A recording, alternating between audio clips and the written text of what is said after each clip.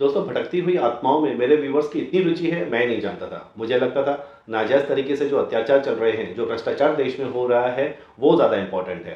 पर मेरे पिछली वीडियो की माइलेज और व्यूअरशिप मिलने के बाद में मुझे लगता है कि मेरे व्यूअर्स को इंसानों से ज़्यादा मुर्दों में इंटरेस्ट है। और अगर ऐसा है तो ऐसा ही सही। जब जब मुझे दिल को छू लेने वाली बात, कोई सच्ची घटना पता चलेगी, मैं आपके सामने लाता रहूँगा। फिलहाल मेरे कुछ दोस्तों का पूछना है, क्या सच में आत्माएं होती हैं? तो इसका जवाब है जी हाँ। जैसे दिन है तो रात भी है, अगर कोई अच्छा है तो कोई बुरा भी है, उसी तरह अगर भगवान है तो शैतान भी है। लेकिन हर आत्मा को शैतान कहना भी सही नहीं है। इन आत्माओं के भटकने के पीछे कई राज होते हैं, जो मैं एक एक करके आपको बताता जाऊंगा। आज मैं आप लोगों को बताऊंगा कि आत्माएं क्यों भटकती हैं। दोस्तों, आप सब जानते हैं मैं कोई साधु संत नहीं हूँ, इसलिए मेरे इस वीडियो को प्रवचन की तरह नहीं बल्कि एक जानकारी की तरह अंत तक जरूर देखिएगा। मैं यकीन से कह सकता हूं आप मेरी हर बात से सहमत होंगे। तो मैं प्रिंस दीपक फिर एक बार स्वागत करता हूं आप सबका मेरे और आपके इस चैनल प्रिंस ऑफ इंडिया में। जैसे आपने मेरे पिछले वीडियो में देखा कि मुंबई में ऐसी बहुत सी जगहें हैं जहां अदृश्य शक्तियां वास करती हैं, रहती हैं। वैसे सिर्फ मुंबई में ही नहीं बल्कि पूरी दुनिया में बहुत सारी ऐसी जगहें हैं जहां इन आत्माओं का वास होता है। बस फर्क इतना है कि कुछ मशहूर हो जाती हैं और कुछ डर के मारे गुमनाम हो जाती हैं। पर क्या है ये अदृश्य ताकत? क्यों भटकती हैं ये मरने के बाद? कौन है ये आत्माएं? ज्यादातर हर धर्म में प्रार्थना या शांति सभा रखी जाती है। बड़ी इज्जत से परिजन, दोस्त, यार मिलके पूजा करते हैं आत्मा की शांति के लिए। और 12 से 13 दिनों तक परिवार में शोक भी मनाया जाता है, क्योंकि कहते हैं कि इतने दिनों तक हर आत्मा मरने के बाद अपने ही घर में घूमती रहती है। तो दोस्तों, उसके बाद ऐसा क्या हो जाता है कि कोई आत्मा भटक जाती है, भूत प्रेत चुड़ैल पिशाच बनकर लोगों को डराती रहती है? मेरी खोज में इसके बहुत से कारण मिले हैं और मैं एक एक कर आपको सब बता दूंगा। लेकिन उससे पहले जो लोग मेरा वीडियो पहली बार देख रहे हैं वो सब्सक्राइब जरूर कर दीजिएगा, और अगर वीडियो पसंद आए और आपको कोई जानकारी मिले तो अपने परिजनों से भी इसे शेयर कर दीजिएगा। इससे होगा ये कि जैसे ही मेरा नया वीडियो आएगा सबसे पहले आपको नोटिफिकेशन आएगी। आइए दोस्तों, शुरू करते हैं आत्मा बनने के सबसे पहली वजह से। मरने के बाद भी कुछ लोग अपने परिजनों के संपर्क में रहना चाहते हैं, कोई अधूरी बात बताने के लिए, कोई लगाव के लिए, तो कोई अपनी अधूरी इच्छा पूरी करने के लिए।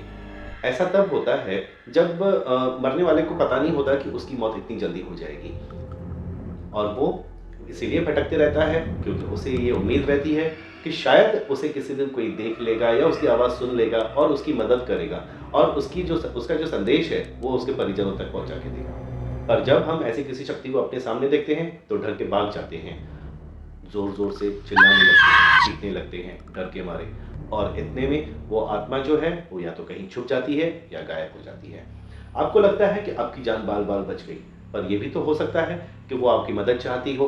वो चाहती हो कि आपके थ्रू, क्योंकि आपने उसे देखा है, इसीलिए आपके थ्रू वो अपने परिजनों तक कोई संदेश भेज सके। जब उस आत्मा को बार बार इंसानों से धिक्कार मिलता है तब उसे इंसानियत से भरोसा उठ जाता है, और फिर वैसी आत्माएं वीरान पड़ी जगहों पे भटकती रहती हैं मोक्ष मिलने तक। दूसरी और बहुत ही ज़रूरी एक वजह है असमय मौत। जी हाँ, कहते हैं जब भी कोई बच्चा पैदा होता है तब उसकी आयु, उसका जीवन काल पूरा लिख दिया जाता है, उसकी मौत कब, कैसे, कहाँ होगी। लेकिन बदकिस्मती से अगर किसी वजह से उसकी असमय मौत हो जाती है, जैसे किसी महामारी में, एक्सीडेंट में या कोई ऐसी बीमारी में, तो उसकी आत्मा मोक्ष मिलने तक अंधेरे और खंडर पड़ी हुई जगहों पे उसकी आत्मा भटकती रहती है। तीसरी वजह बहुत ही मज़ेदार है। जानने में आया है कि मौत का चेहरा बहुत भयानक होता है, और मरने से पहले हर प्राणी, जैसे पशु पक्षी इंसान, हर किसी को ये चेहरा एक बार जरूर देखना पड़ता है।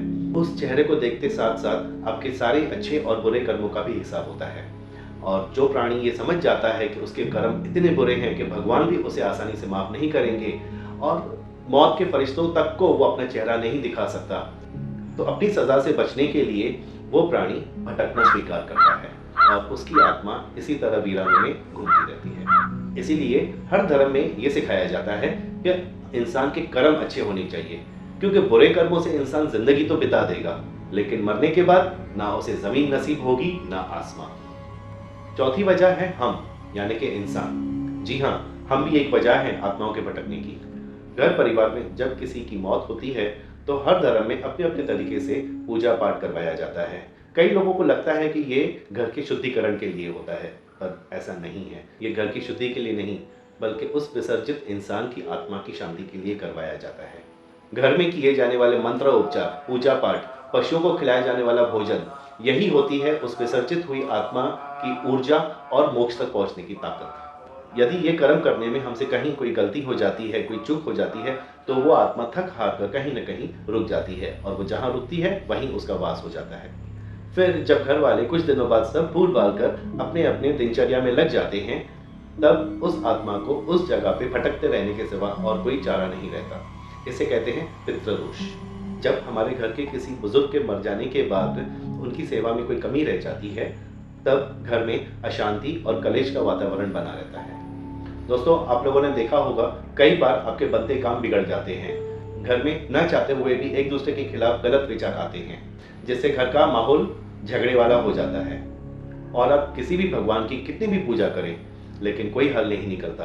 तो ऐसे वक्त में आपको अपने घर के पितरों की आत्मा शांति की पूजा करवानी चाहिए।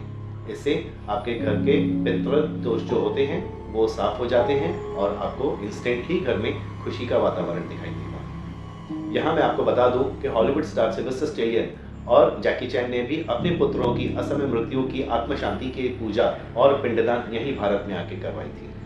दोस्तों, हमारी पूरी धरती ऐसी आत्माओं से भरी पड़ी है। इसीलिए जब भी हम कोई जमीन, नया घर या कोई प्रॉपर्टी खरीदते हैं, तो सबसे पहले वहां पे ओम शांति की पूजा करवाते हैं, हवन करवाते हैं, ताकि अगर वहां कोई भी ऐसी शक्ति हो तो या तो उसे मुक्ति मिल जाए, उसके मोक्ष में हो जाए, या तो फिर वो वहां से चली जाए। पर हर आत्मा बुरी होती है, तकलीफ देने वाली होती है, ये सोचना भी गलत है। इन भटकती हुई आत्माओं को कुछ तांत्रिक या मौलवी अपने मंत्रों से अपने वश में कर लेते हैं और फिर इन आत्माओं से ऐसे ऐसे गलत काम करवाते हैं जो वो नहीं करना चाहती हैं, पर क्योंकि वो उनकी गुलामी हो, उनके बंधन मंत्रों में बंधी हुई हैं, इसलिए उन्हें वो करना पड़ता है। और फिर वो आत्मा इंसानों से नफरत करने लगती है, क्योंकि उसे बंदी बनाया गया किसी इंसान की तरफ से। फिर वो आत्माएं चुड़ैल, भूत पिशाच बनकर लोगों को या तो मार देती हैं या तो उनको डराती रहती है। दोस्तों, अगर आपके भी किसी परिजन के घर में किसी किस्म का कलेश या अनचाहा झगड़ा चलता रहता है, तो ये वीडियो उसे ज़रूर शेयर कीजिएगा। मुझे यकीन है ये वीडियो देखने के बाद उन्हें भी अपने पितृदोष का एहसास होगा और पितृदोष की पूजा करवाने के बाद में उनके घर में बहुत ही जल्दी बहुत सारी खुशियाँ आ जाएंगी। और हाँ, जाने से पहले वीडियो लाइक करना मत भूलिएगा। जय भारत।